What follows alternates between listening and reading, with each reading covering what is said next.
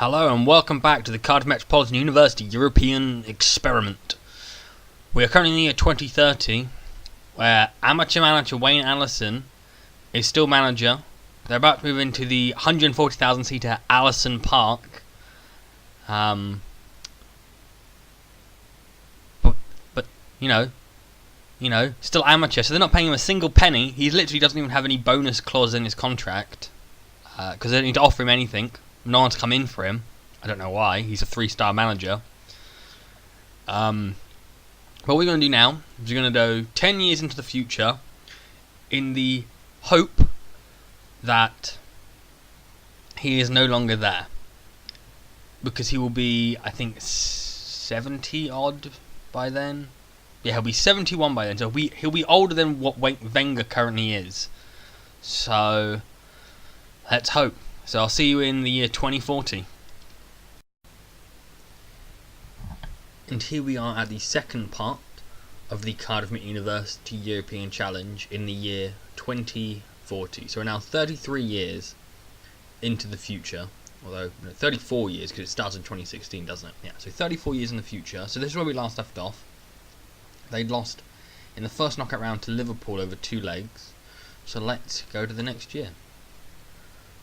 Okay, so as you can see, they got into the group stages after beating Siligo Rovers, Bate Borisov, Red Star Belgrade, and they got into a group with Bayern Munich, Real Madrid and Basel. So they lost 3-0 to Bayern, 1-0 to Real. They then beat Basel 2-1 twice, beat Bayern Munich 2-1, then lost to Real Madrid 2-0. So they finished, my guess is second, which is pretty impressive considering they won 3 and lost 3. So Bayern must have had some bad results along the way, is my guess. Well, they ended up, luckily they beat Atletico Madrid 4-1 at home in front of 138,000 fans. So when they lost 2-1 at the Estadio de Madrid, which is their new stadium, it didn't really matter that much. But they unfortunately played Arsenal and lost both legs, 2-0 at home and then 1-0 away, meaning they went out in the quarter-final stage, which is showing improvement. They've never got to the quarter-finals of the Champions League before, so that's positive. They're moving forward. And again, they got an Irish team in the, second qualifying round.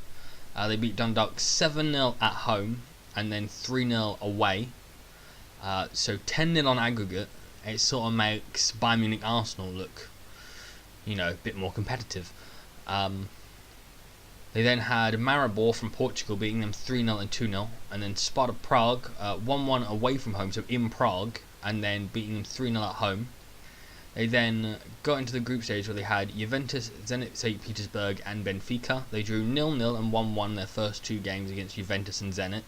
They then beat Benfica 2-0 before losing 1-0 at the Estadio de Luz, before beating Juventus at Allison Park and then beating Zenit at the Klestovski Stadium.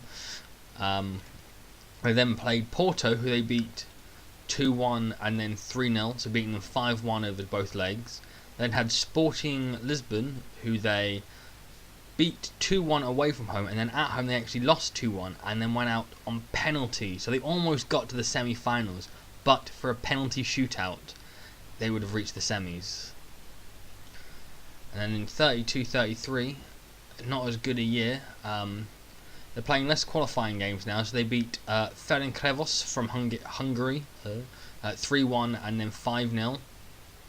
They then played Red Star Belgrade again, so the second time in 3 years, I believe. 3-0 and 2-1. They then went into a group with Valencia, Juventus and Prague. They lost to Valencia 2-0, beating Juventus 3-0, then drawing 1-1 with Prague, and then beating them 4-0 at Allison Park, drawing 2-2 with Valencia and 1-1 with Juventus. They managed to get out of the group again, most likely in second place, where they played Man City, who they lost 3-0 at home, and then 2-0 away from home, so not even managing to get a goal against Manchester City. In the next season, they actually went straight into the group stages, so they got into the group stages automatically. They didn't have to qualify now, so it clearly shows the league is improving massively. So they had Chelsea, Celtic and Anderlecht. So they lost 2-0 to Chelsea at Stamford Bridge for beating Celtic at Allison Park and Anderlecht 2-0 both times. They then drew with Anderlecht in Belgium. Then they beat Chelsea 2-1 and then beat Celtic 2-0 at Celtic Park. They then drew Tottenham in the first knockout round, where they lost 2-0, and then they lost 2-1 at the new White Hart Lane.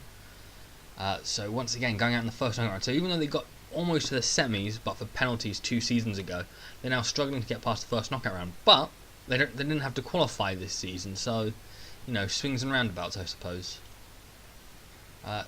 So 34, 35, they've still got the coefficient where they're automatically qualifying into the Champions League for winning.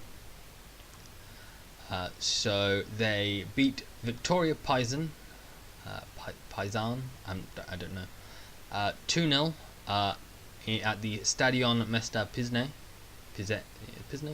yeah. They then beat Bayern Munich 1-0 at Allison Park. They then beat Benfica 3-1 at Allison Park, drawing with Benfica at the Estadio de Luz, beating Victoria Paisan 4-2 before losing 1-0 to Bayern. So they must have finished on top of their group. Looking at those results, you think they finished top of their group, most likely. So they got an easy draw in Anderlecht, but once again, they played Anderlecht and they didn't really turn up in that away leg, losing 3-1. And so even though they won 1-0 at home, they couldn't get that second goal that would have made them go through on away goals. So they're starting to struggle again now. Obviously, at this point, a lot of the it's mostly going to be regens at this point. So the fact that they had a good youth facility, they spent the money to make that good. Hopefully, it would help them, but it's not seemingly doing that. So a bit of an odd looking time this season in the 35-36 season. They drew 2-2 with Olympiacos, beat Monaco 1-0 and drew 1-1 with Benfica, who they seem to be getting a lot in the group stages, it seems, Benfica. And then beat Benfica 1-0, drew 0-0 with Olympiacos and lost 1-0 to Monaco. So they must have finished second because they got through to the Champions League again. It was unfortunately Real Madrid. They lost 2-0 at home, but they did manage to get a 1-1 draw at the Bernabeu. So, you would take that in the first leg, 1-1, but because they lost 2-0 in the first leg, it's not really good enough. So in the 36-37 season, once again, straight into the group stages. It was a very tough group with Juventus, who they lost 1-0 to, Real Madrid, who knocked them out last year. They lost 3-2, unfortunately, at home. They managed to draw 1-1 with Copenhagen in Copenhagen, drew 1-1 at home, and then they actually managed to beat Juventus 3-0 at Allison Park, and then lost 1-0 to Real Madrid at the Bernabeu. They finished third because they dropped into the Europa League, where they beat Club Brugge 3-1 and 2-1, so 5-2 over both legs. Then drew Borussia Mönchengladbach, who they drew 1-1 with before winning 3-2 at Borussia Park. Seemingly after extra time, with goals coming in the 91st, 92nd and 93rd minute, apparently. They then got Villarreal, who they lost 2-0 at home and then 3-0 away. So, they're not really reaching the heights they did earlier. So I have a feeling the coefficient is going to have dropped quite a decent amount, because they're not really pushing on like they were originally.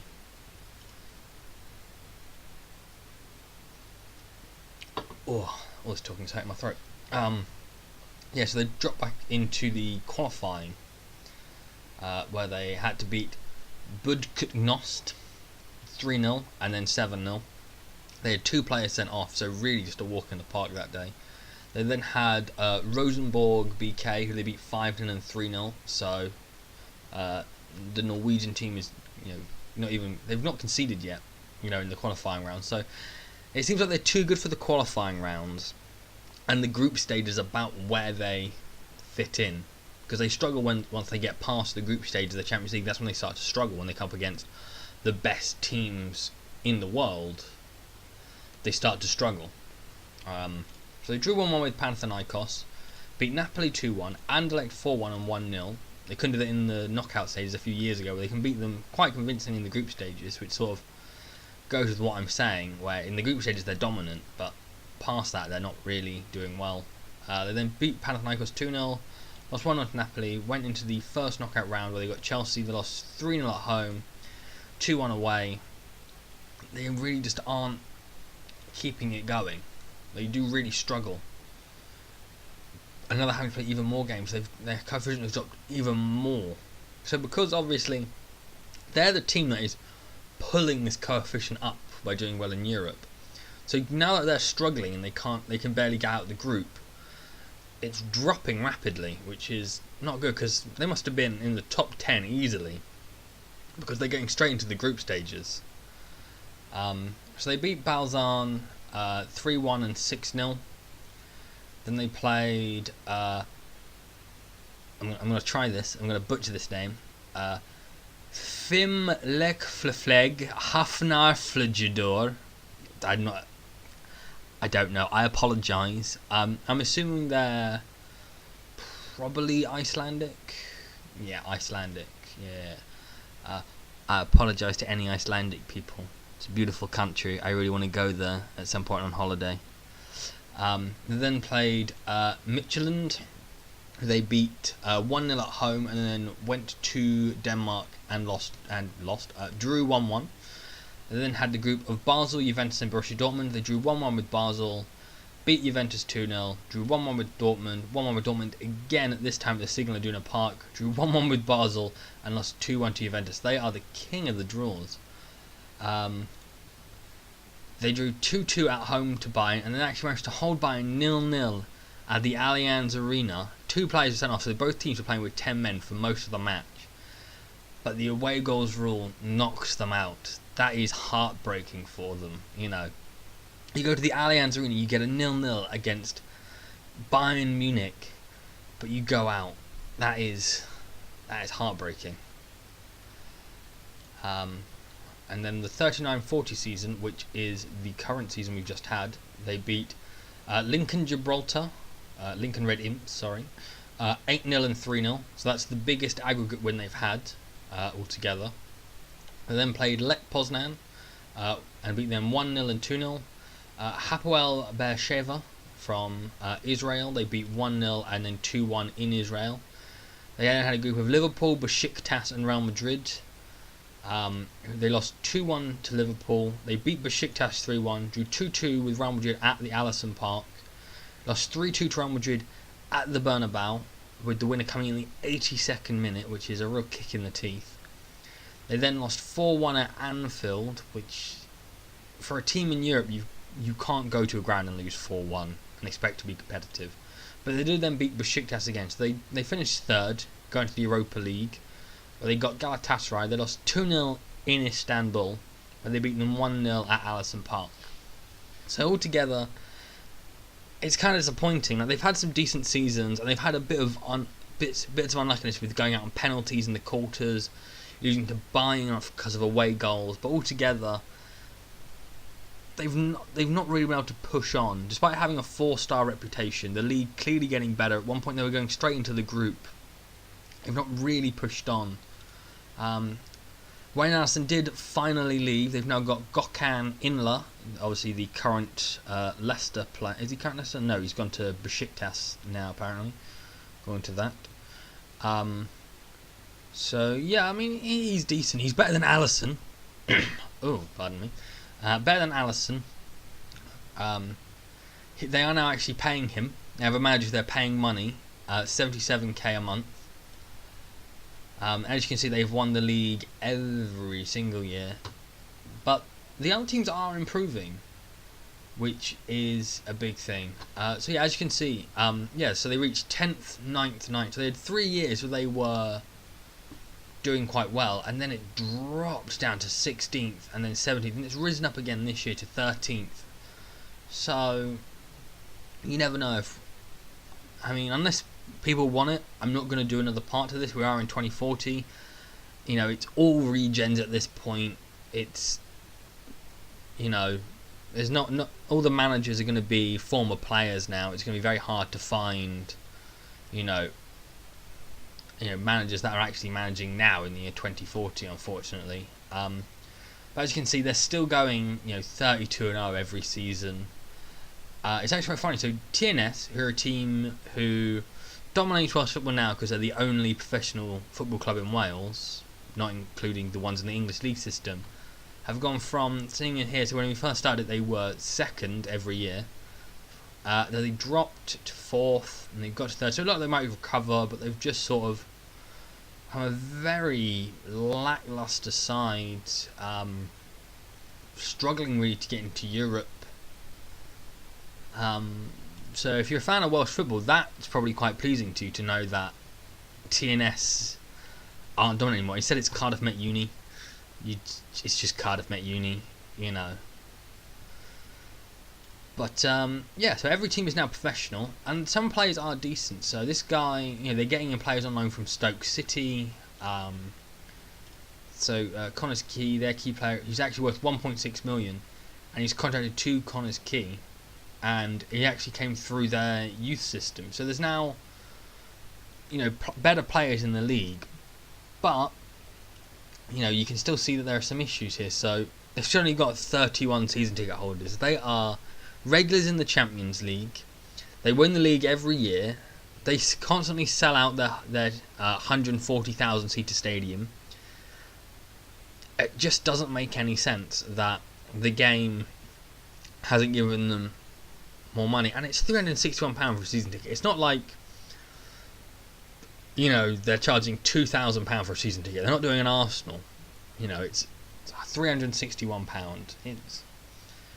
Once again, this is an experiment. Obviously, the game is not designed to deal with a team suddenly getting so many fans in an instant, getting 150,000 fans overnight. It doesn't happen in real life. You may get, some team has got to the third round of the FA Cup that's non-league. They suddenly get 100 more followers on Twitter or whatever. It's not you won't get a massive 150,000 burst. You'll get maybe 100, 200, 300 at a time. If you get promoted from League One to the Championship, generally, your attendance will increase. So I'll take MK Dons for instance. In League One, they got an average between 8 to 10,000 in League One attendance, and then in the Championship, their average went between 13 and 16,000 on average. So they suddenly gained, 5,000 fans because they're suddenly playing in a higher league against better opponents. Now they got relegated again. They're actually, last season their attendance once again sort of was slightly higher it was than the season they actually got promoted, despite the fact it was a piss poor season for them. They finished mid-table after looking like they'd get relegated. So yeah, but I've gone really off track here. It's not what this video is about. But I think we're going to leave the experiment here. So on Friday there'll be a brand new experiment that's going to be put up. I'll surprise you with that. I'm not going to spoil it here. Please like and subscribe. Leave a comment down below for any experiments you would like me to do. So the next one is already decided, but for the ones after that, if you ever leave a comment down below, if it's an idea for a video, I will happily have a look at it, and if it seems interesting and it's not one that's been done really often by lots of all the other people, by like Keepers and FM Scout, Dave Azapurdy, then I'll happily do that. I'll happily do the experiment. So yeah, like and subscribe and leave a comment. Alright, bye bye.